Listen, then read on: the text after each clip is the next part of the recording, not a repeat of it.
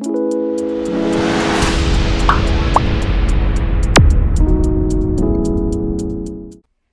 बच्चों, कैसे हो सब अच्छे होंगे। तो चलिए आज का हम अपना अध्याय आरंभ करते हैं। आज हम पढ़ेंगे वर्ण के बारे में। तो बच्चों, वर्ण क्या होता है ये हम पढ़ेंगे अपने पाठ में कि वर्ण क्या होता है। यानी कि जब हम अपने मुख से कुछ शब्द बोल रहे हैं तो हमारे मुंह से क्या कुछ ध्वनियां निकलती हैं, तो वो ध्वनियां क्या होती है, हमारे वर्ण होते हैं। तो चलिए बेटा पढ़ते हैं हम वर्ण। देखिए, पढ़िए और समझिए। आपको चित्र में देखना है और समझना है। पहला चित्र किसका है, माता। दूसरा क्या है, नयन, आंख। फिर है गुलाब और चौथा चित्र है हमारा कबूतर। अब देखो बच्चों, उपयुक्त चित्रों के नीचे लिखे नाम को जब हम बोलते हैं तो हमारे मुख से ध्वनियां निकलती है।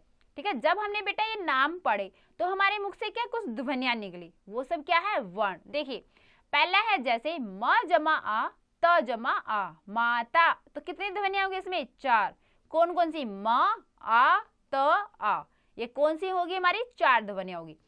फिर है जैसे न जमा अ, य जमा अ, न जमा अ। यहाँ पे कितनी ध्वनियां होगी, 6 ध्वनियां होगी। फिर है ग जमा उ, ल जमा आ, ब जमा अ, गुलाब। यहाँ पे भी हमारी कितनी ध्वनियां हैं, 6 ध्वनियां हैं। फिर देखिए क जमा अ, ब जमा उ, त जमा अ, र जमा अ, कबूतर। कितनी ध्वनियां होगी यहाँ पे, 8 ध्वनियां होगी। तो जो बेटा ये जो ध्वनियां हैं जो हम बोल रहे हैं, जो ध्वनियां हमारे मुख से निकल रही है, यही क्या है, वर्ण। और देखिए हमने माता, जैसे हमने म जमा आ, त जमा आ, हो गया ये हमारा माता। ये क्या है, अब म के हमने टुकड़े कर दिए, म जमा आ। अब देखो म का तो हमने कर दिया, लेकिन अगर हमें म बोला जाए या आ बोला जाए, इसके हम टुकड़े कर सकते हो, नहीं कर सकते। तो यानी कि ये क्या है, वर्ण क्या है, ये भाषा की सबसे छोटी इकाई है जिनके और टुकड़े या खंड हम नहीं कर सकते हैं। ठीक है, सब था हमारे पास माता, तो हमने उसके खंड कर दिए, टुकड़े कर दिए, म जमा आ, त जमा आ। लेकिन हम म, आ, त, अ इनके अलग से हम टुकड़े नहीं कर सकते हैं।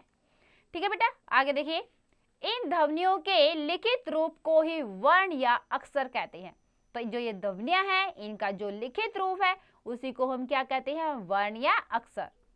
ये भाषा की सबसे छोटी इकाई है, इनके और टुकड़े नहीं किए जा सकते। क्या है ये भाषा की सबसे छोटी इकाई, इनके और टुकड़े हम नहीं कर सकते, हो ही नहीं सकते। ठीक है, अब देखो परिभाषा हम क्या देंगे वर्ण की। भाषा की सबसे छोटी ध्वनि जिसके और अधिक टुकड़े नहीं किए जा सकते वर्ण कहलाती है। ठीक है बेटा, क्या हो गया, वर्ण। भाषा की सबसे छोटी ध्वनि जिसके और अधिक टुकड़े या खंड नहीं कर सकते वो वर्ण कहलाती है। अब हम पढ़ते हैं वर्णों के भेद। ठीक है, देखो बेटा वर्णों के भेद, वर्णों को 3 भागों में बांटा गया है। कौन कौन से वर्ण के भेद, देखिए वर्ण, स्वर, अयोगवाह, व्यंजन। ठीक है, स्वर देखिए कौन से हैं, जिनका उच्चारण करने में किसी अन्य वर्ण की सहायता की आवश्यकता नहीं होती है। ठीक है बेटा, यानी कि जो स्वर क्या होते हैं, जिनको बोलने के लिए हमें किसी अन्य वर्ण की आवश्यकता नहीं है, वो क्या स्वतंत्र होते हैं, उनको किसी की मदद नहीं चाहिए, कोई सहायता नहीं चाहिए उनकी, वो अपने आप में ही पूरे हैं। ठीक है, वो क्या हो गए हमारे स्वर। जैसे देखिए अ, आ, ई, उ, री, ए, ऐ, ओ, औ। अब जब हम इनको बोल रहे हैं तो हमें जैसे हमने अ बोला तो इसमें तो हमें कोई ध्वनि आ ही नहीं रही हो। ठीक है, तो ये क्या है, अपने आप में ही पूरा है।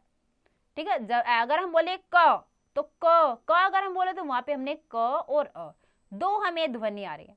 ठीक है, लेकिन स्वर में हमें आई नहीं आई। तो स्वर क्या है, पूर्ण रूप से स्वतंत्र होते हैं, उनको बोलने के लिए किसी दूसरे वर्ण की सहायता नहीं लेनी पड़ती। अब आ जाते हैं हमारे अयोगवा। अयोगवा देखिए, स्वरों और व्यंजनों के अतिरिक्त हिंदी वर्णमाला में आंग, अ और अह भी होते हैं। ये स्वरों के बाद लिखे जाते हैं, इन्हें अयोगवा कहते हैं। ठीक है, ये तीनों जो है ये क्या होते हैं, हमारे अयोगवा। ये कहाँ लिखे जाते हैं, स्वर के बाद में और व्यंजन के पहले क्या होते हैं, हमारे अयोगवा। और उनकी संख्या कितनी होती है, 3 होती है। देखिए अनुस्वार, अनुस्वार क्या होता है, बिंदी जब हम लगाते हैं, कोई भी शब्द हम लिखते हैं जिसमें बिंदी आती है, जैसे हिंदी है, हिंदी में हमने ऊपर क्या लगाया, ही, ऊपर आ गई बिंदी और फिर दी। ठीक है, ये क्या है, अनुस्वार। इसका उच्चारण नाक से होता है, जैसे खंड, झंडा, शंख, अंक, डंक।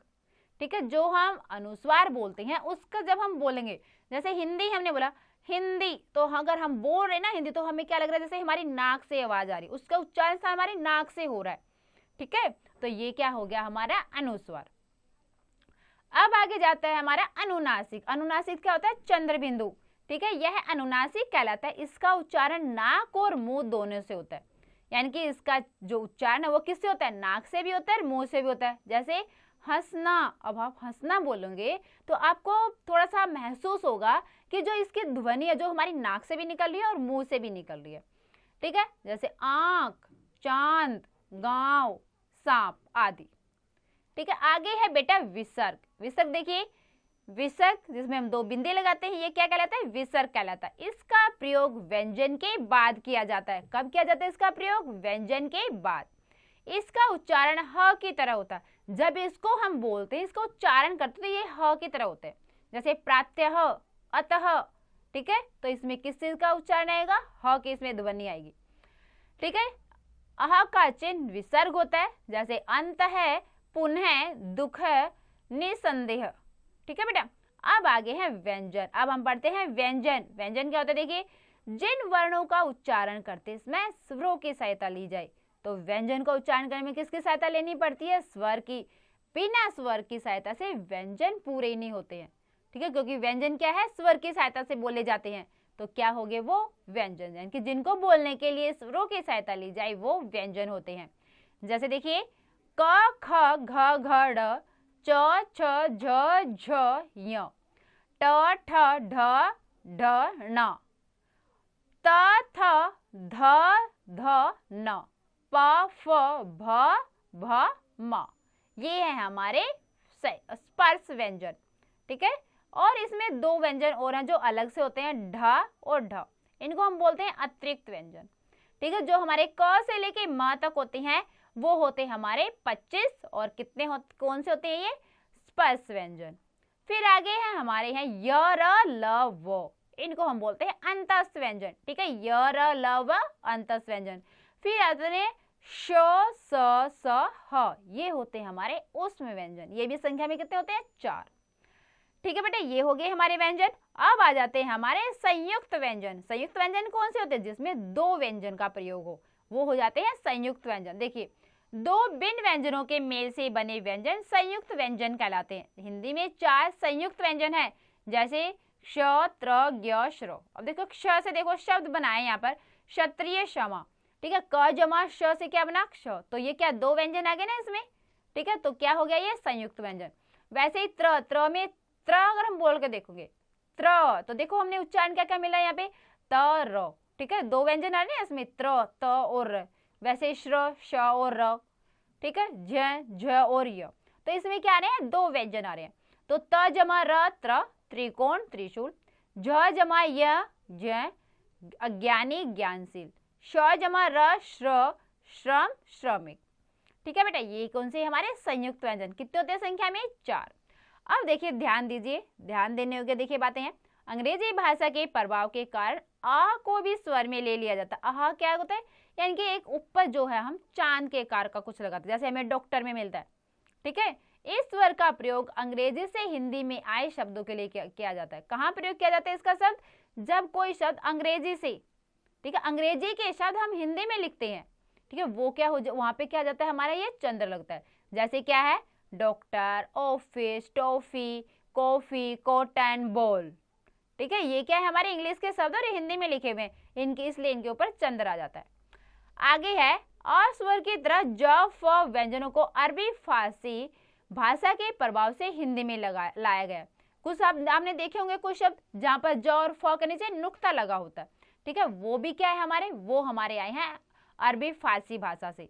ठीक है, इसलिए उनके नीचे नुक्ता आता है, क्योंकि इन व्यंजनों के प्रयोग से शब्दों के अर्थ में बदलाव आ जाता है। जैसे फन, फन यानी कि नाक का सिर, और फन यानी कि हुनर। देखो एक नुक्ता लगाने से क्या चेंज हो गया, क्या बदलाव आ गया नुक्ता लगाने से। फन, फन मतलब नाक का सिर, यानी कि जो नाग होता है, जो सांप होते हैं उनका जो फन होता है, वो जो फन उठाकर जो खड़े होते हैं वो। और दूसरा फन यानी कि यहाँ पे नुक्ता आ गया है, तो इसका मतलब क्या है, हुनर। वैसे ही जरा थोड़ा सा, और जरा बुढ़ापा। नुक्ता लगा तो उसका मतलब क्या बन गया, थोड़ा सा, और अगर नुक्ता हटा दिया तो क्या हो गया, बुढ़ापा। ठीक है, यानी कि जो नुक्ता है बेटा उसका भी बहुत महत्व है, उसका भी। अब आगे हम पढ़ते हैं मात्राएं। मात्रा देखिए, जब स्वरों को व्यंजन से पहले प्रयोग किया जाता है तो उनके रूप में कोई परिवर्तन नहीं आता, परंतु जब इनका प्रयोग व्यंजनों के पश्चात किया जाता है तो उनका रूप बदल जाता है। ठीक है, क्या बोला गया है कि जब स्वरों को व्यंजन से, यानी कि जब स्वर है उनका प्रयोग अगर व्यंजन से पहले आ जाता है, ठीक है, व्यंजन से पहले आ जाता है तो उनका रूप नहीं बदलता, लेकिन जब स्वर व्यंजन के बाद आते हैं तो क्या होता है, उनका रूप बदल जाता है। और फिर हम क्या करते हैं इसमें, इस बदलाव के लिए हम जो स्वर हैं उनकी मात्राओं का प्रयोग करते हैं। ठीक है, हिंदी वर्णमाला में अस्वर के अतिरिक्त सभी स्वरों की मात्रा होती है। जो हमारे सारे स्वर है ना 11, सबकी मात्राएं होती हैं। किसकी नहीं होती है हमारी मात्रा, अस्वर की। ठीक है बेटा, अस्वर की मात्रा नहीं होती है, बाकी स्वरों के सभी की मात्रा होती है। जो इस प्रकार है, देखिए यहाँ पे मात्रा दी गई है। पहले है स्वर मात्रा, स्वर रहित व्यंजन, मात्रा के साथ व्यंजन, मात्रा वाला शब्द, मूल स्वर, युक्त शब्द। तो पहला है अ की देखिए कोई मात्रा तो होती नहीं है। स्वर रहित व्यंजन, स्वर रहित व्यंजन देखिए क्या है, क जमा अ क, फिर शब्द क्या बन गया, कम और अमर। ठीक है, उसके बाद है आ की मात्रा, क जमा आ का, काम, आशा। ई की मात्रा, क जमा ई की, किन, इमली। ई क जमा ई की, कील, ईंख। उ क जमा उ कु, कुल, उपकार। उ क जमा उ कु, कूप, ऊष्मा।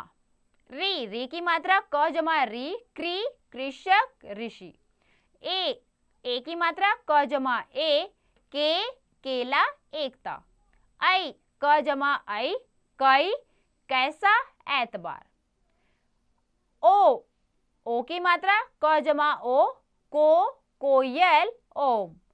औ की मात्रा, क जमा औ, कौ, कौवा, औकात। ठीक है, ये क्या है, हमारे स्वरों की मात्रा दी गई है और उसे बनने वाले कुछ शब्द भी दिए गए हैं। अब देखिए ध्यान दीजिए, र के विभिन्न स्वरूपों का प्रयोग भी व्यंजन के साथ किया जाता है। जो र है उनका प्रयोग भी कैसे होता है, व्यंजनों के साथ। जैसे रेफ की मात्रा होती है एक, जो हम ऊपर र लगाते हैं ऐसे करके, ठीक है, वो हो जाते हैं, उसके हम बोलते हैं रेफ की मात्रा। जैसे देखिए रेफ का र जमा प, रप, यानी कि प के ऊपर यहाँ पर र आ जाता है तो इसको हम क्या बोलते हैं, सर्प। ठीक है, सर्प अगर बोलेंगे तो र क्या है, आधा तो वो कहाँ जाएगा, प के ऊपर। आगे र पदेन, एक पदेन की मात्रा होती है, उसके पैरों में लगता है र। जैसे प जमा र पर, प्रकाश। ठीक है, ट जमा र ट्रक। ठीक है, इसको हम क्या बोलते हैं, पदेन की मात्रा। ठीक है बेटा, जो हमारे नीचे की तरफ लगते हैं। और रेफ की मात्रा कौन सी, जो ऊपर की तरफ लगती है। अब देखिए बेटा, हमने इस पाठ में क्या सीखा, क्या क्या सीखा हमने। भाषा की सबसे छोटी इकाई वर्ण कहते हैं। वर्णों के 3 भेद होते हैं, स्वर, अयोग व व्यंजन। 2 भिन्न व्यंजनों के मेल से बने व्यंजन संयुक्त व्यंजन कहलाते हैं। अस्वर के अतिरिक्त सभी स्वरों की मात्राएं होती हैं। ठीक है बेटा, अब देखो हमने पाठ पढ़ लिया, बहुत अच्छे से ध्यान से समझा सब बच्चों ने। अब देखते हैं कितना किसने सीखा है। देखिए कितना सीखा, देखो जरा बताओ अयोग वाक कौन कौन से हैं। तो सबने पाठ तो पढ़ा ही ध्यान से, तो बताइए अयोग वाक कौन से हैं। ठीक है, और दूसरा व्यंजन संख्या में कितने होते हैं, ये बताना है आपको कि व्यंजन संख्या में कितने होते हैं। अब आगे है बेटा कलम उठाए, यानी कि हमें कलम उठानी है और फिर हमें अपने प्रश्नों का उत्तर देना है। पहला प्रश्न है, सही विकल्प पर सही का चिन्ह लगाओ। ठीक है, जो सही विकल्प है उस पर हमें सही का चिन्ह लगाना है।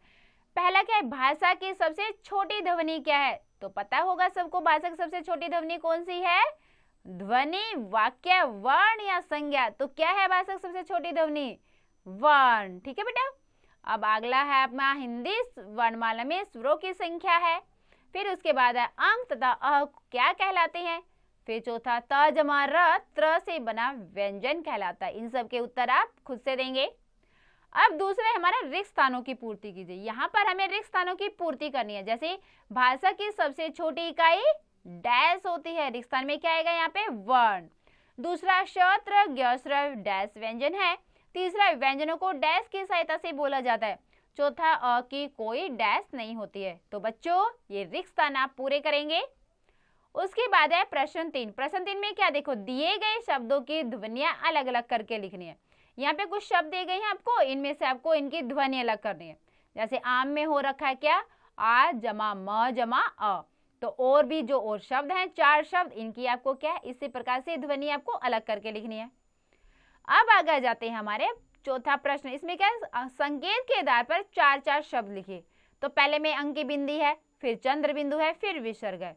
तो इनसे आपको 4 शब्द लिखने हैं। अनुस्वार में जैसे हम लिख दिया अंगूर, ठीक है। अनुनासिक का वैसे चंद्र बिंदु का आपको बनाना है, फिर विसर्ग का आपको बनाना है। तो इनके क्या करना है आपको, 4 शब्द बनाएंगे आप। फिर आ जाता है दिए गए संयुक्त व्यंजनों से 2 शब्द बनाइए, ठीक है। श त्र ज्ञ स्र, इनसे आपको 2 शब्द बनाने हैं। जैसे श क्या हो गया, कक्षा, क्षमा, और अतिरिक्त जो आपके व्यंजन है इनसे भी आपको क्या है 2 शब्द बनाने हैं। अब आ जाता है हमारा छठा प्रश्न। इसमें क्या करना है, दिए गए शब्दों को उचित मात्रा लगाकर पूरे कीजिए। यहाँ पे जो कुछ शब्द दिए गए बच्चों, इनको आपको क्या उचित मात्रा लगानी है और वो पूरे करने हैं। जैसे पहला है कल, तो इसमें हम क्या लिख सकते हैं, काल है, काल भी लिख सकते हैं, काला भी लिख सकते हैं, ठीक है। यानी कि जो हम उचित मात्रा लगाए, कील भी लिख सकते हैं, ठीक है। यानी कि हम अपनी मर्जी से कोई भी उचित मात्रा लगाएंगे, लेकिन जो शब्द है हमारा वो सही होना चाहिए। आगे है आम, नप, कसान, गुलाब, अरत। तो ये सब क्या है, आपको उचित मात्रा लगाओ और आपको उनका शब्द बनाओ। फिर आ जाता है हमारा 7वां प्रश्न। इसमें क्या करना है आपको, देखिए निम्नलिखित प्रश्नों के उत्तर लिखिए। पहला है वर्ण किसे कहते हैं, दूसरा स्वर व व्यंजन की परिभाषा उदाहरण से स्पष्ट कीजिए। तीसरा है संयुक्त व्यंजन कितने प्रकार के होते हैं, उदाहरण से स्पष्ट कीजिए। फिर अयोगवा से आप क्या समझते हैं। तो 4 प्रश्नों का उत्तर आप देंगे। आपने पाठ बहुत अच्छे से समझा है, समझ में भी आ गया होगा, तो आप इन सब प्रश्नों का उत्तर देंगे। तो बच्चों हमने वर्ण के बारे में पढ़ा, उसके भेद के बारे में पढ़ा, तो सबको बहुत अच्छे समझ में आ गया होगा। तो बेटा आप इसका एक बार और दोबारा से अभ्यास अवश्य करें।